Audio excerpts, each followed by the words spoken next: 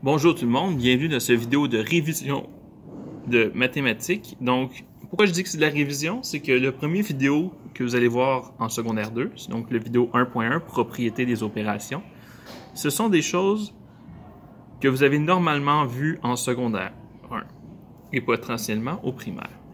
Donc, première chose que vous avez déjà vue, c'est la commutativité de l'addition. Donc, la commutativité de l'addition, si j'ai par exemple 10 plus 15. On dit que l'addition est commutative parce que 10 plus 15, c'est la même chose que 15 plus 10. Je peux commuter, donc je peux échanger les deux nombres et j'obtiens la même réponse. Donc, on va tester. 10 plus 15 me donne 25 et 25 est effectivement le même résultat que 25. Une multiplication aussi est commutative, parce que si j'ai 2 fois 5, j'utilise le point pour la multiplication en secondaire 2, comme ça, ça va nous permettre de ne pas se mélanger avec le x de l'algèbre. C'est la même chose que 5 fois 2, donc 2 fois 5 nous donne 10, et c'est l'équivalent de 5 fois 2 qui nous donne 10 aussi. Donc, l'addition et la multiplication sont commutatives. On peut commuter les deux. Associativité de l'addition. Si j'ai 17 plus 55 plus 15, il y a une autre façon de calculer ça. Je peux dire que c'est 17 plus 55 plus 15. L'addition, elle est associative, c'est-à-dire que si j'ai deux additions, je peux additionner les deux premiers termes en premier ou je peux additionner les deux derniers et la réponse sera la même. Donc, 17 plus 55 nous donne 72 et 55 plus 15 nous donne 70. 72 plus 15 me donne 87. Qui est égal à 17 plus 70, 87. Donc, je vois que d'additionner les deux premiers termes en premier ou d'additionner les deux derniers, j'obtiens le même résultat. L'associativité de la multiplication, si j'ai 4 fois 6 fois 10, 4 fois 6 fois 10, je peux multiplier les deux premiers termes en premier ou les deux derniers. 4 fois 6 me donne 24 fois 10 et 4 fois 60.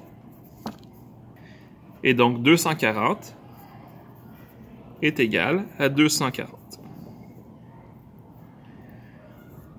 Là, présentement, je fais les propriétés qui fonctionnent. Donc ça fonctionne avec l'addition, qui est commutative et associative.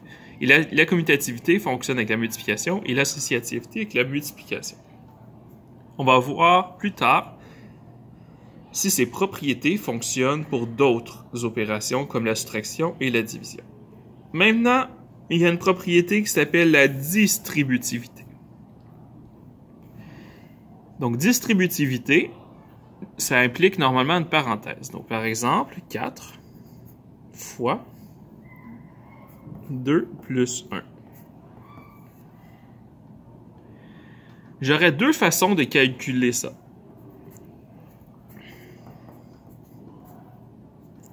La première façon pourrait être de tout simplement calculer la parenthèse et trouver la réponse. Donc, si je le fais par ici, 4 fois 3, ça va me donner le résultat de 12.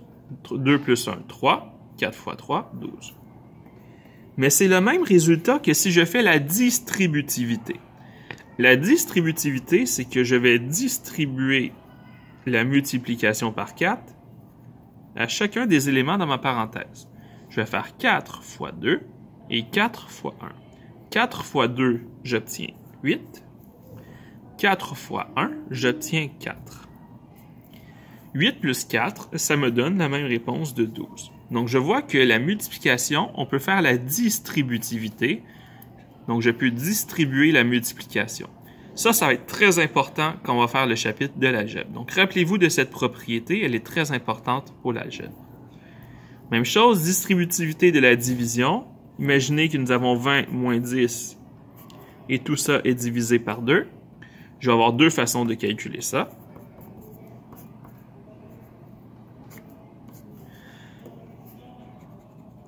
Première façon de faire ces calculs. Je pourrais tout simplement calculer la parenthèse. 20 moins 10, j'obtiens 10. Et 10 divisé par 2, ça me donne 5. Je peux aussi faire la distributivité de la division. 20 divisé par 2, j'obtiens 10. 10 divisé par 2, 5. Et comme c'était moins, j'obtiens moins 5. Donc, j'ai distribué 20 divisé par 2, 10 divisé par 2. Ma réponse me donne encore 5. Donc, je vois que je peux distribuer la division, donc le faire en deux calculs, plutôt que de calculer la parenthèse. Encore une fois, cette propriété sera très importante pour l'algèbre. Finalement, nous avons élément neutre de l'addition. Donc, 15 plus 0, c'est la même chose que 0 plus 15, qui est la même chose que 15. Donc ça, c'est simple. Additionner 0, ça ne change pas ma réponse. Élément neutre de la multiplication, 15 fois 1, c'est la même chose que 1 fois 15, ce qui me donne 15. Donc, multiplié par 1 est un élément neutre parce que ça ne change pas le résultat de ma multiplication.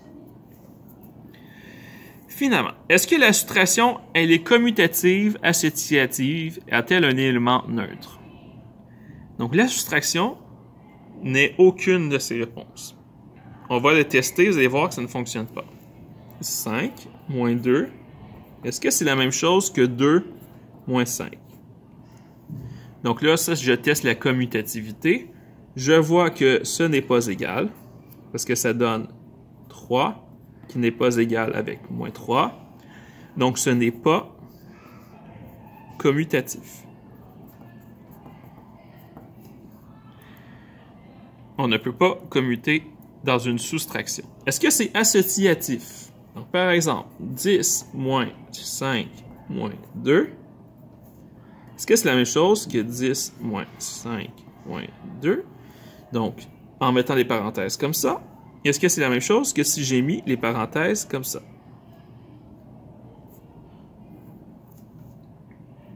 On va le tester. 10 moins 5, 5. 5 moins 2, ça en obtient 3.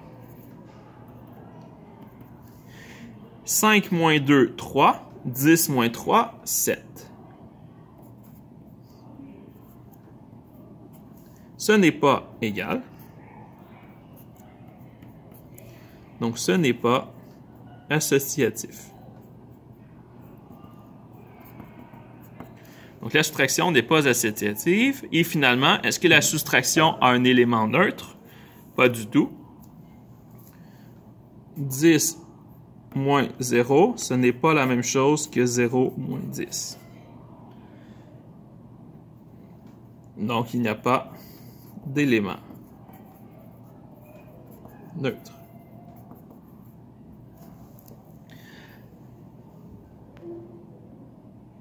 C'est un peu le même principe avec la division. Est-ce que la division est associative?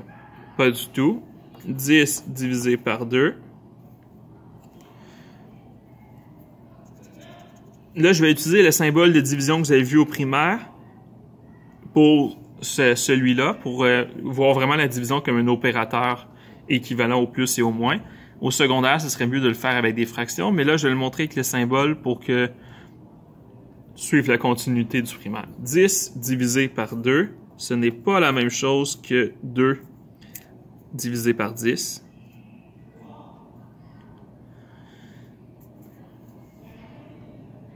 Donc, 10 divisé par 2, on obtient 5, et ce n'est pas la même chose que 0,2. Donc, ce n'est pas commutatif. On ne peut pas inverser les éléments du... En passant, pour prouver qu'une propriété n'est pas vraie, il suffit de trouver un exemple qui est faux et on vient de le démontrer. Donc, si un jour vous allez à l'université, prouvez qu'un opérateur est commutatif. Pour prouver que c'est vrai, c'est vraiment des démarches qui sont plus compliquées. Il faut prouver que c'est vrai pour tous les nombres. Tandis que, pour prouver que ce ne l'est pas, il suffit de trouver un contre-exemple, donc un exemple qui n'est pas vrai, et on vient de démontrer que la propriété n'est pas justifiée. Maintenant, est-ce que la division est associative? Pas du tout. On va faire un autre exemple. 10 divisé par 2 divisé par 5. Est-ce que c'est la même chose que 10 divisé par 2 divisé par 5? Si je l'isole comme ça, 10 divisé par 2, j'obtiens 5. 5 divisé par 5, j'obtiens 1 comme réponse. Est-ce que c'est la même chose que 10 divisé par 2 divisé par 5? 2 divisé par 5, ça donne 2 cinquièmes. Et 10 divisé par 2 cinquièmes, si vous vous souvenez de vos propriétés, c'est la même chose que 10 fois 5 demi. Et 10 fois 5 demi, ça donne 25. Donc, ce n'est pas égal. Donc, ce n'est pas associatif. Et finalement, il n'y a pas d'élément neutre parce que 10 divisé par 1, ce n'est pas la même chose que 1 divisé par 10. Donc, il n'y a pas d'élément neutre.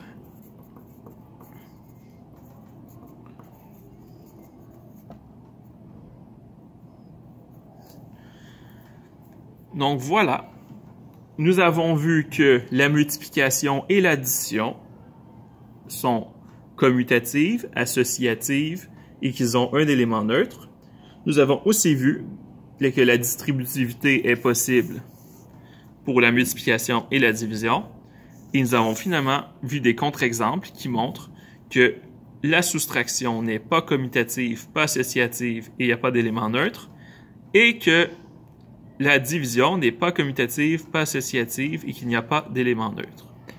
Donc sur ce, bonne journée et on se voit dans le prochain vidéo.